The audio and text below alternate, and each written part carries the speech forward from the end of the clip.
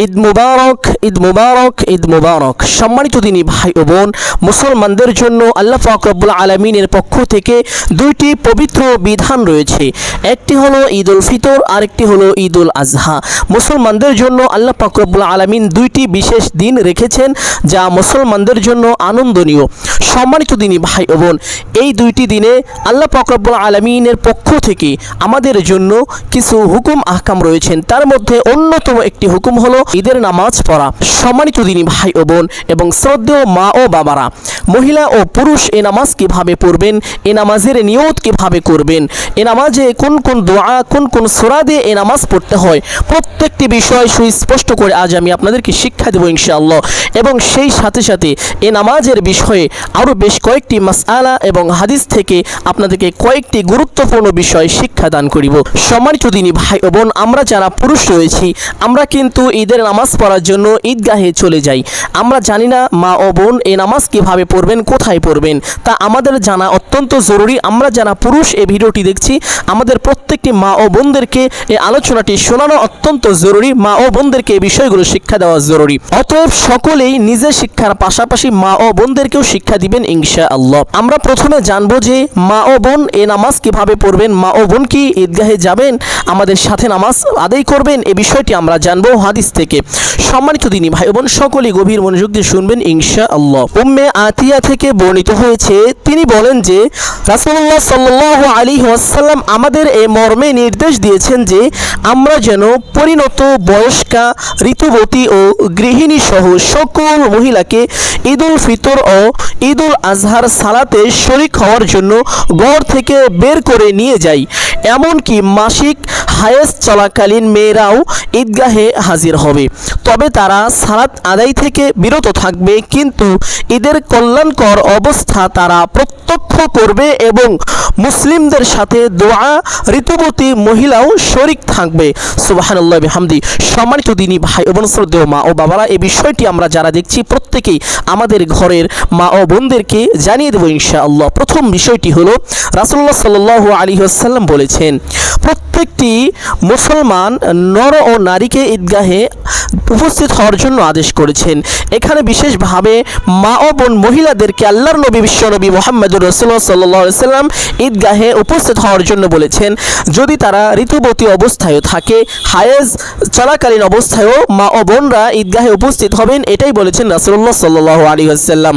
উম্মে আতিয়া বললেন, হে আল্লাহর রাসূল, আমাদের মধ্যে কারো কারো ওড়না নেই, বড় চাদর নেই, যা পরিধান করে ঈদগাহে যেতে পারে।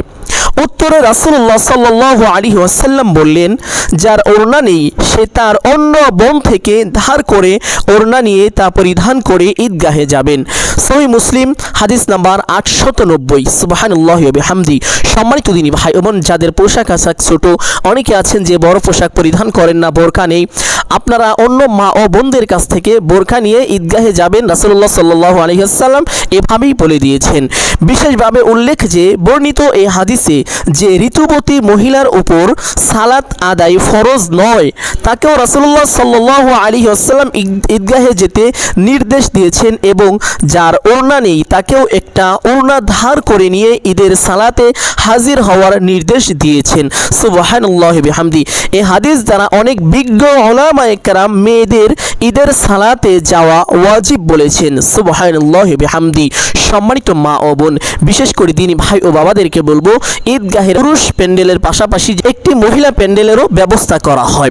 তাই সম্মানিত ঈদগাহ কর্তৃপক্ষ সকলকে বলবো, সম্মানিত দিনী ভাই ও বাবারা, আপনারা প্রত্যেকটি ঈদগাহের যারা কর্তৃপক্ষ রয়েছেন, আপনারা পুরুষ প্যান্ডেলের পাশাপাশি একটি মহিলা প্যান্ডেল তৈরি করে দিবেন ইনশাআল্লাহ। মা ও বোন যেন এই সালাতে অংশগ্রহণ নিতে পারেন, ঈদগাহে অংশগ্রহণ নিতে পারেন। আল্লাহর নবী বিশ্বনবী মুহাম্মদুর রাসূলুল্লাহ সাল্লাল্লাহু আলাইহি ওয়াসাল্লাম, আমার আপনার মাথার মুকুট, আমার আপনার মাথার তাজ, বিশ্বনবী মুহাম্মদুর রাসূলুল্লাহ আমার আপনার সরদার, তিনি বলেছেন। অতএব এই হাদিসের প্রতি গুরুত্ব দেওয়া প্রত্যেকটি মুমিন মুসলমানদের জন্য অত্যন্ত জরুরি।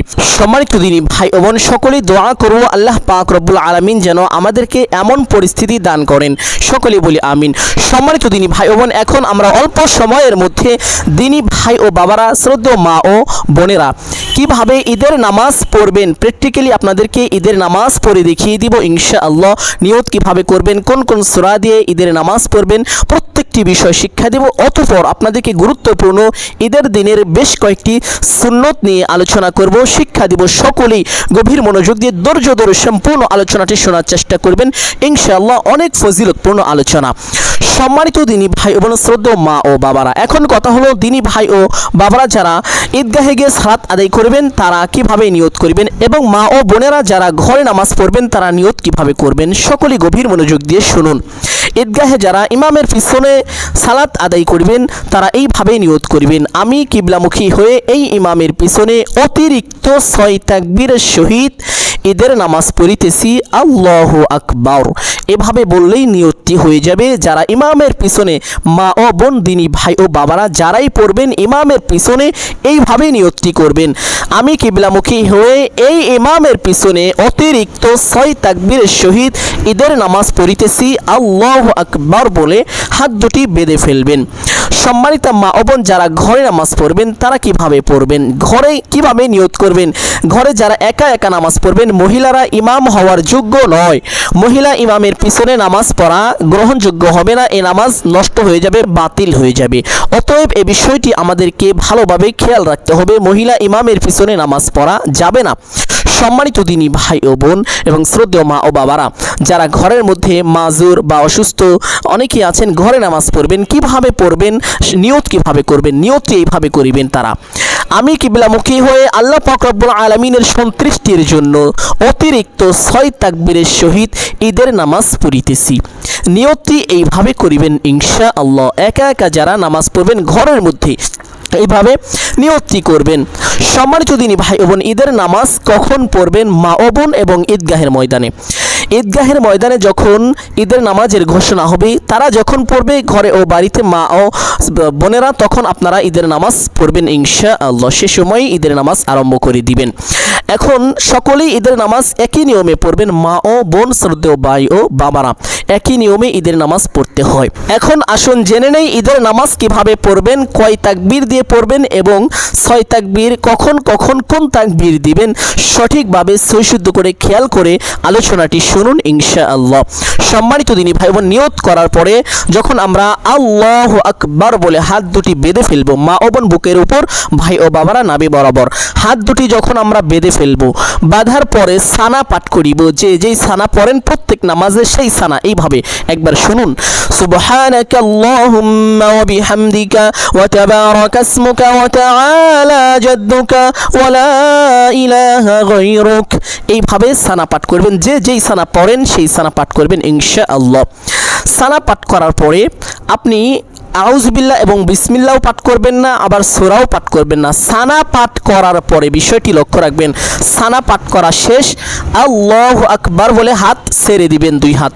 একবার হলো, আবার আল্লাহু আকবার বলে হাত ছেড়ে দিবেন 2 হাত। 2 তাকবীর হলো, আবার আল্লাহু আকবার বলে 3 তাকবীরের সময় হাত দুটি আপনারা বেঁধে ফেলবেন। এই অতিরিক্ত 3 তাকবীর ভালো করে শুনুন। প্রথম তাকবীর দিয়ে আল্লাহু আকবার বলে হাত বেঁধে সানা পাঠ করবেন। সানা পাঠ করা শেষ করে হাত দুটি ছেড়ে দিয়ে এইভাবে উঠাবেন। অতঃপর আল্লাহু আকবার বলে হাত দুটি ছেড়ে দিবেন, বাঁধবেন না। অতঃপর আবার এইভাবে হাত দুটি উঠাবেন, উঠিয়ে আল্লাহু আকবার বলে ছেড়ে দিবেন। অতঃপর হাত দুটি এইভাবে আবার উঠাবেন, উঠিয়ে আল্লাহু আকবার বলে হাত দুটি বেঁধে ফেলবেন। বাঁধার পরে আউযু বিল্লাহ এবং বিসমিল্লাহ পাঠ করিবেন। অতঃপর সূরাতুল ফাতিহা, আলহামদুলিল্লাহি রাব্বিল আলামিন থেকে শুরু করে গায়রিল মাগদুবি আলাইহিম ওয়ালাদ-দাল্লিন পর্যন্ত পাঠ করিবেন। পাঠ করার পরে বিসমিল্লাহ পাঠ করিবেন। বিসমিল্লাহ পাঠ করার পরে একটি সূরা পাঠ করিবেন। কোন সূরা পাঠ করিবেন? যে কোনো সূরা দিয়ে ঈদের নামাজ পড়তে পারেন, কোনো সমস্যা নেই। আপনারা যেই সূরা পারেন পড়ে নেবেন। আপনাদের বোঝানোর জন্য আমি ছোট্ট একটি সূরা পাঠ করছি, গভীর মনোযোগ দিয়ে শুনবেন ইনশাআল্লাহ। ألم تر كيف فعل ربك بأصحاب الفيل ألم يجعل كيدهم في تضليل وأرسل عليهم طيرا أبابيل ترميهم بحجارة من سجيل فجعلهم كعصف মাকুল। আপনারা চাইলে এই সূরা পড়তে পারেন অথবা যে কোনো একটি সূরা পড়ে নেবেন ইনশাআল্লাহ। সূরা পাঠ করা শেষ করে আল্লাহু আকবার বলে রুকুতে চলে যাবেন। রুকুতে গিয়ে রুকুর তাসবিহ পাঠ করিবেন সুবহানা রাব্বিয়াল আযীম। কমপক্ষে 3 বার এই তাসবিহটি পাঠ করিবেন, চাইলে 5 বার অথবা 7 বারও তাসবিহটি পাঠ করিতে পারেন।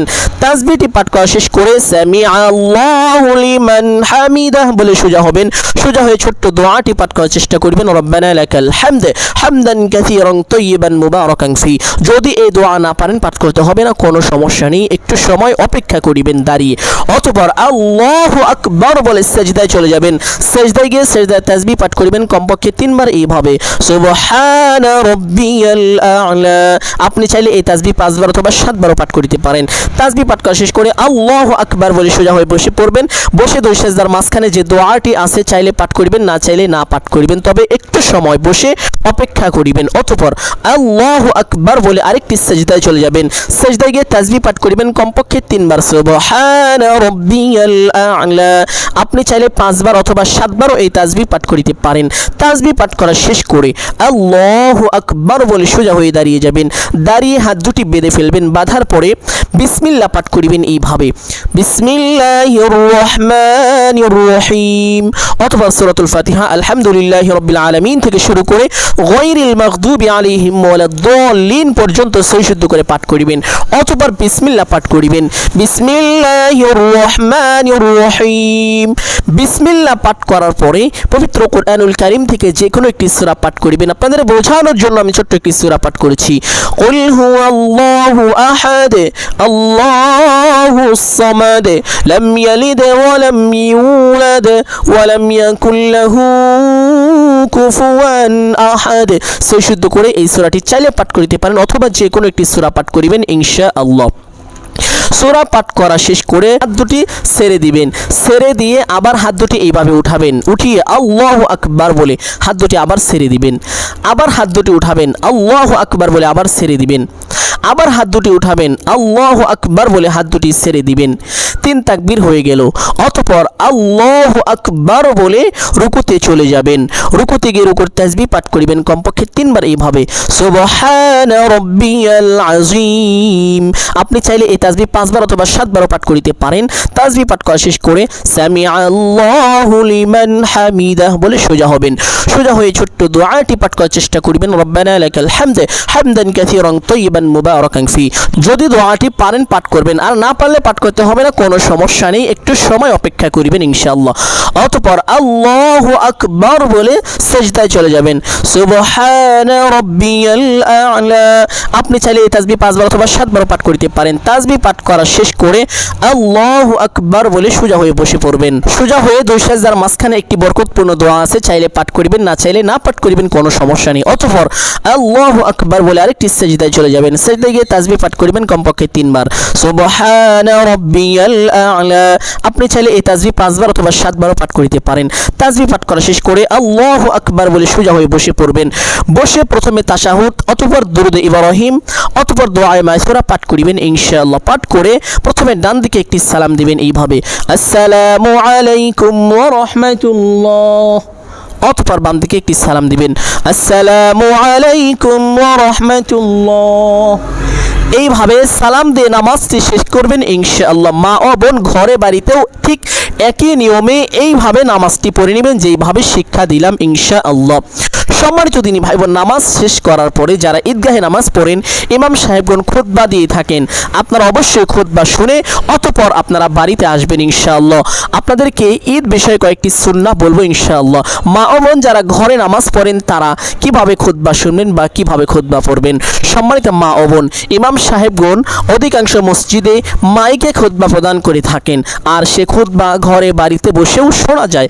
আপনারা গভীর মনোযোগ দিয়ে সে খুতবাগুলো শুনবেন, ইনশাআল্লাহ অনেক ফজিলত অর্জিত হবে। সম্মানিত দিনী ভাই বোন, পবিত্র ঈদুল ফিতরের বেশ কয়েকটি সুন্নত রয়েছে।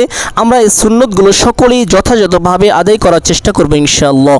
বেশ কয়েকটি সুন্নতের মধ্যে প্রথম সুন্নতটি হলো অন্যান্য দিনের তুলনায় সকালে ঘুম থেকে জাগ্রত হওয়া। সম্মানিত দিনী ভাই বোন, অন্যান্য দিন আপনি যতটা সকালে ঘুম থেকে জাগ্রত হয়ে থাকেন, ঈদের দিন আপনি তার থেকে একটু হলেও আগে জাগ্রত হবেন, তাহলে সুন্নতটি আদায় হয়ে যাবে ইনশাআল্লাহ। একটি সুন্নত আদায়ের সওয়াব আপনি পাবেন। 2 নম্বর সুন্নত হলো মিসওয়াক করা। 3 নম্বরে গোসল করা। সকালে ঘুম থেকে ওঠার পর মিসওয়াক করবেন, অতঃপর গোসল করে নেবেন ইনশাআল্লাহ। 4 নম্বরে শরীয়ত সম্মত সাজসজ্জা করা, নতুন পোশাক, নতুন কাপড় পরিধান করা।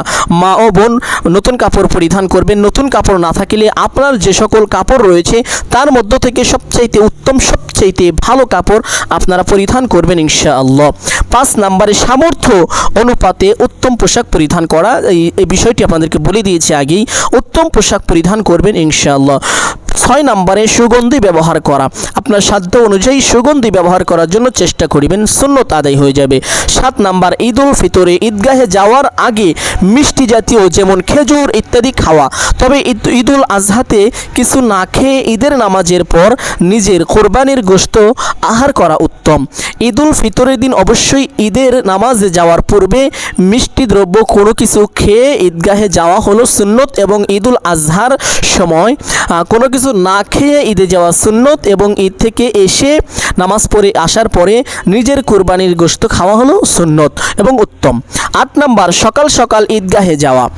সম্মানিত দিনী ভাই বোন, একটু আগে আগে ঈদগাহে যাওয়ার চেষ্টা করবেন, এটা হলো সুন্নত। 9 নম্বর ঈদুল ফিতরে ঈদগাহে যাওয়ার পূর্বে সদকায়ে ফিতর আদায় করা গুরুত্বপূর্ণ বিষয়। অবশ্যই আপনারা ঈদুল ফিতরের দিন ঈদগাহে যাওয়ার পূর্বেই আপনি সদকাতুল ফিতর আদায় করে নেবেন ইনশাআল্লাহ। 10 নম্বরে ঈদের নামাজ ঈদগাহে আদায় করা, বিনা অপরাগতায় মসজিদে আদায় না করা।